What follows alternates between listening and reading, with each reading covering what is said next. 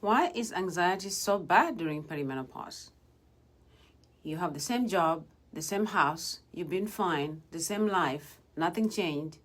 So why does everything suddenly feel like too much? Why are you waking up at 3 o'clock in the morning, your heart racing, your head pounding, when nothing around you seems to be wrong? Why does a normal Tuesday feel like a crisis? Why does the anxiety feel like chemically, like it's coming from inside your body and not from anything actually happening around you in your life? If that sounds familiar, I want to tell you something. Your life didn't change. Your physiology did. And once you understand what's happening inside your brain and your body, this starts to make a whole lot of sense. My name is Milca. I am a nurse practitioner in primary care. My office is based out of Columbia, Maryland. I help women in their 40s, their 50s, and beyond navigate the hormonal changes of perimenopause, menopause, and midlife health. One of the biggest misconceptions about perimenopause is that it's all about hot flashes. It isn't. For many women, anxiety becomes one of the most disruptive symptoms of them all. And for some, it seems to come completely out of nowhere. Today, I'll explain why. See, estrogen is not just a reproductive hormone. When most people hear the word estrogen, they think periods, fertility, or breast cancer. Very few people realize that estrogen affects far more than the reproductive system. Estrogen receptors are found throughout your brain. They help regulate mood, sleep, memory, attention, temperature regulation, and your body's response to stress. During your reproductive years, estrogen generally flows a fairly predictable rhythm. Your brain and your body have relied on that rhythm for decades. Then comes perimenopause. That rhythm becomes less predictable. Hormones fluctuate. Sometimes they rise too early or fall too early. Sometimes they do both in the same week, rise and fall at the same time. These fluctuations can make your nervous system much more sensitive to stress. I want you to picture your brain as having a stress thermostat. For years, you handled work, family, deadlines, taking care of everyone else. Not because life was easy, but because your brain had enough reserve to adapt. Then perimenopause arrives. The thermostat becomes more sensitive. Suddenly, the very same challenges create a much bigger stress response. Perimenopause doesn't necessarily create more stress in your life, but it can reduce your brain's ability to buffer the stress that's already there. That doesn't mean you're weak. It means your nervous system is working differently, and you didn't get the memo. Now, we add another piece to this. Sleep. Maybe you're waking up at 3 o'clock in the morning for no clear reason. Maybe the night sweats are pulling out of your sleep.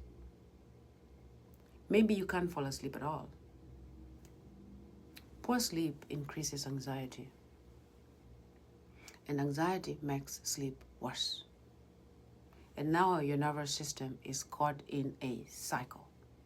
This is one reason anxiety during perimenopause can feel so relentless. It's not in your head, it's biology. There's usually more than one piece to the puzzle. This is something I tell my patients almost every day. There's usually one more piece. Hormonal changes may be one piece. Sleep disruption may be another piece.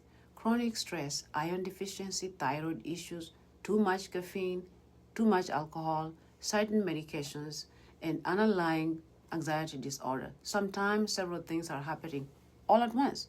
That's why a thoughtful evaluation matters, and sometimes there isn't one quick fix. That's frustrating, but it's honest medicine. One of the most things I hear is often, my labs are normal, so everything must be fine. Not necessarily. Laboratory tests are incredible value, They help us rule out conditions such as thyroid disease, anemia, vitamin deficiencies, diabetes, and many other medical conditions that can contribute to anxiety. But laboratory testing, they are only one piece of the picture. Perimenopause doesn't arrive with a blood test that says, this is it, menopause. Instead, we put the pieces together, your symptoms, when they started, how they've changed over time, your menstrual history, your sleep, your stress level, your medical history, your medications, and yes, your lab results. All of these pieces matter.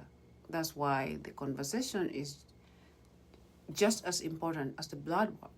Good medicine isn't about chasing one laboratory value. It's about recognizing patterns and putting the whole picture together. Because sometimes the answer is primarily hormonal, sometimes it isn't. And very often, it's several things happening at the same time. If you've been experiencing anxiety during perimenopause, please hear this. You're not imagining it. You're not weak. And you're not alone. Your brain is responding to real hormonal transition that millions of women are navigating without anyone ever explaining why. You deserve better than that. Now, one of the most common questions I hear after this conversation is, okay, but I'm already on hormone therapy, so why am I still anxious? And that's exactly what we're going to be covering on the next video. Subscribe, please don't miss. And if this video helped you feel less alone, share it with another woman who needs to hear this, because this is a conversation that we should have as women. See you in the next video.